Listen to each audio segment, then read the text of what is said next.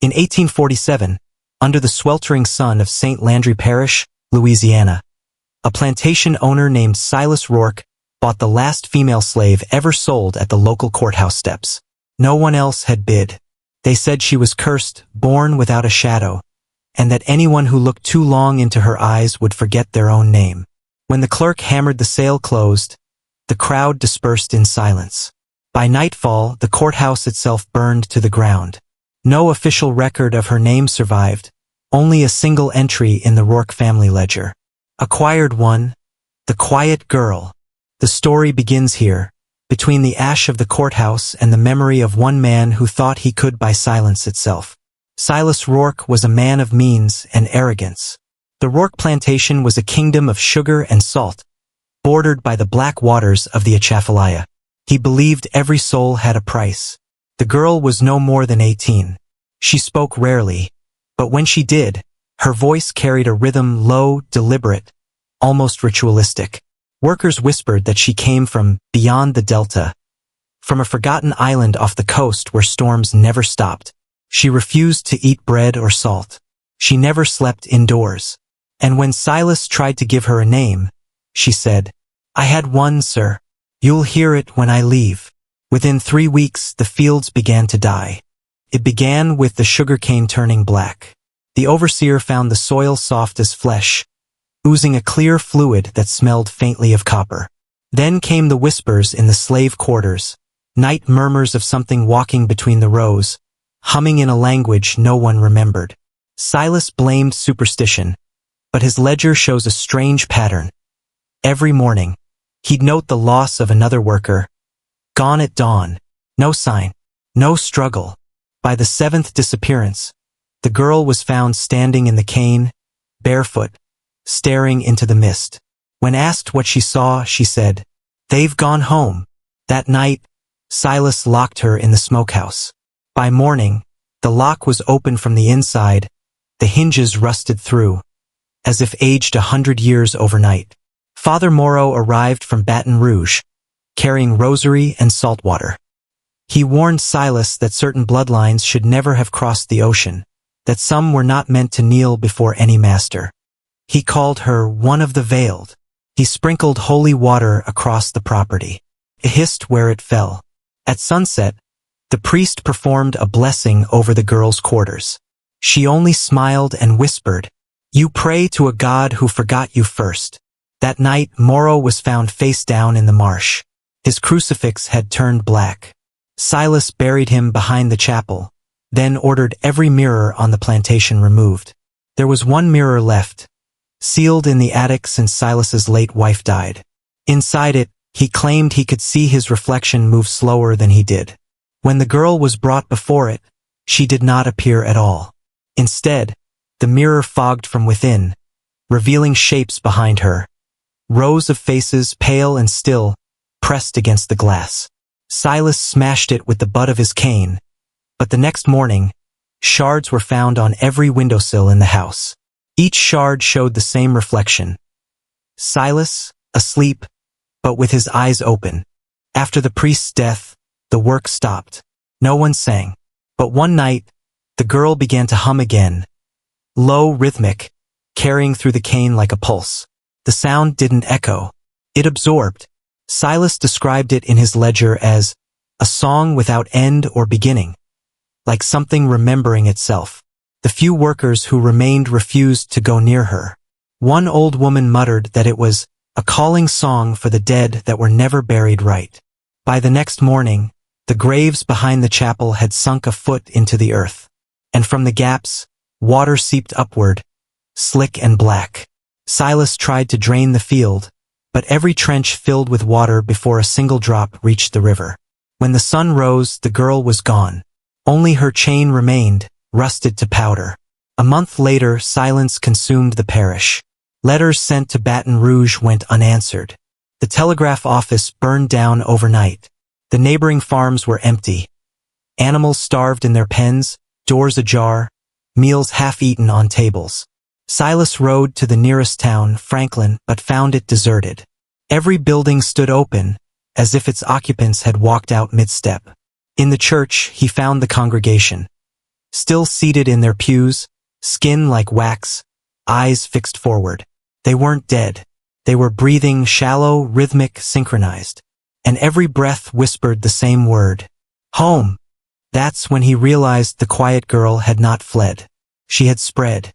In 1848, a physician named Dr. Elias Burden was sent by the state to investigate disease conditions in St. Landry Parish. His surviving journal, found in 1931, describes something unlike any known plague. He wrote, "The air itself seems burdened with memory.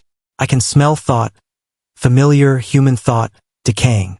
When he arrived at the Rourke Plantation, Silas was the only living man who could speak. The others wandered, eyes dull, reciting lines from Psalms backward. Dr. Burden attempted to treat Silas for exhaustion, but during examination, he found black veins spreading from Silas's chest, veins that pulsed faintly, as if moving against the blood. When asked about the girl, Silas only whispered, "She was never mine to free." Burden's last entry reads, "I can hear her outside the window. She is humming." He shot himself that night. His body was never found, only his boots, filled with salt water. In 1871, long after the Civil War ended, state archivists uncovered a half-burned ledger among confiscated Confederate property. Inside were financial records for the Rourke estate. Most entries were standard, crop yields, transport receipts, until the final page, written in different ink, dated 1863. All accounts settled. The land taken back. The field will not grow anything that breathes. The signature was faint but legible. A Rourke. Silas had died childless. There was no E. Rourke. Beneath the signature, drawn in ash, was the outline of a woman. Arms outstretched, hair flowing like roots. Below it, "Return to soil." Archivists stored the ledger in a sealed case. Within a week, the storage building collapsed without fire or storm. Just a sound, like a sigh. In 1901, the U.S. Agricultural Bureau resurveyed the area. On the map, the Rourke estate appeared as an unmarked void, no ownership, no vegetation, no elevation data. Still, a timber company bought the land cheap. When they began cutting, the soil bled. The men fled after the third night, claiming to see figures standing in the mist, motionless, facing the treeline. One survivor told a newspaper in Lafayette, "We saw her, or it. She was waiting, and when the wind came, the trees bent toward her, like they remembered." The company went bankrupt within a year. The land was left untouched again. That's when the disappearances began in the neighboring town, starting with children always near water. Locals said they heard a girl humming near the marsh. In 1903, a photographer named Samuel Reeve was hired by the Bureau to document the abandoned agricultural region of Rourke Parish. Only 5 of his glass plates survived. Each shows the same thing: a misted field, skeletal trees, the faint outline of a structure in the distance.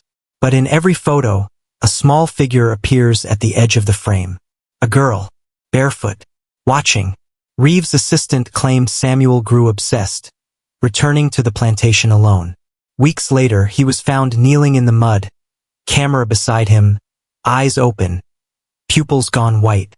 His final note, scratched on the camera case, read, "She asked for her picture back." When the negatives were developed, every image of her was blank. Only the background remained, grainy, warped, like it had been exposed twice. Some archivists later said if you tilt the glass under lamplight, you can still see her outline moving. In 1911, the Catholic Diocese of New Orleans reopened records on the St. Landry incident, citing persistent reports of unholy manifestations. A team of Jesuit scholars reviewed Father Moreau's death and correspondence. They discovered a letter addressed to the Vatican, never sent. It warned, "She is no soul to be saved. She is a memory walking in flesh, a remainder of the first forgetting." The letter mentioned a lost ritual, an old colonial purification rite involving mirrors, salt, and burial in water. Historians traced its origin to pre-Christian coastal cults, where the dead were drowned to quiet the living. When the Vatican archivist tried to authenticate the letter, the ink turned transparent. Within a week, All records of the Rourke Plantation were reclassified sub obscura, meaning to be forgotten by decree. In the spring of 1922, heavy rains broke the Atchafalaya levee. Entire parishes drowned. When water reached the old Rourke land, something surfaced. Wooden beams, bones, and an iron ring the size of a well mouth. Local children claimed to see a woman standing on the floodwater, her reflection rising before her. After the flood, corpses began to wash ashore 30 miles away. Faces pale, lips smiling, lungs full not of water, but of air. Their throats were lined with salt crystals. An elderly witness, a former midwife, told a reporter, "It wasn't drowning, it was remembering." The state buried the bodies in a mass grave labeled "Unknown Victims of Flood." But every spring since, the soil there blooms white with lilies that have no scent. During the Great Depression, a Works Progress Administration team collected oral histories from rural Louisiana.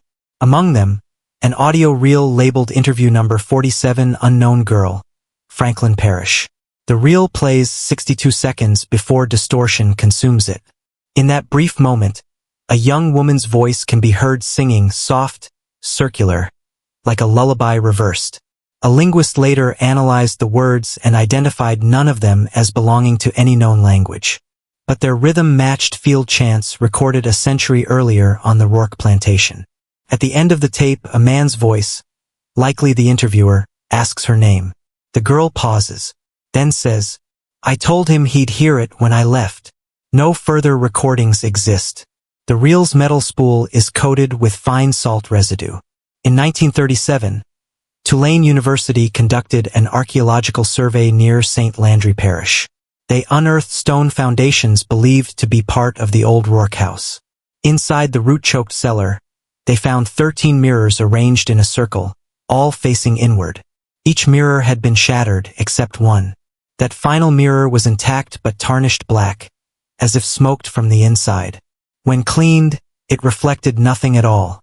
Not light, not shadow. The lead archaeologist, Dr. Hayes, recorded in his notes, "It absorbs the gaze. I feel as though I'm being remembered."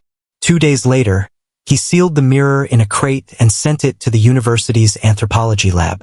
By the time it arrived, the crate was full of water. The mirror was gone.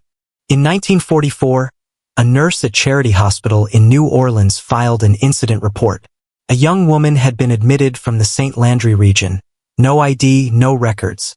She was catatonic, humming constantly, eyes open, unblinking. Doctors noted her pupils dilated even under full light. When they tried to sedate her, every instrument in the ward stopped ticking. During the night, she spoke a single sentence in perfect Latin. "Ego sum memoria quae mene." I am the memory that remains. By dawn, her bed was empty, sheets damp with salt water. All recordings from that night were later found erased, except one photograph of her hand pressed against the observation glass. There was no reflection. In 1948, a late-night AM radio station in Lafayette aired what it claimed was a found local folk recording. Listeners reported hearing a woman's voice speaking in rhythmic phrases, followed by silence. Then came a faint hum, identical to the one captured on the 1930s reel. One technician monitoring the broadcast claimed to see his own reflection in the studio glass mouthing words seconds before he spoke. The broadcast was cut mid-transmission. The FCC cited equipment malfunction. But in private correspondence, the station manager wrote, "She wasn't in the recording. She was in the signal. No copy of the tape survives. Only static at 2:17 a.m., still reported today by radio hobbyists who scan that frequency." By 1951, the Rourke estate was legend, a local ghost story. But a historian named Margaret Ely uncovered Dr. Burden's original journal in an estate sale.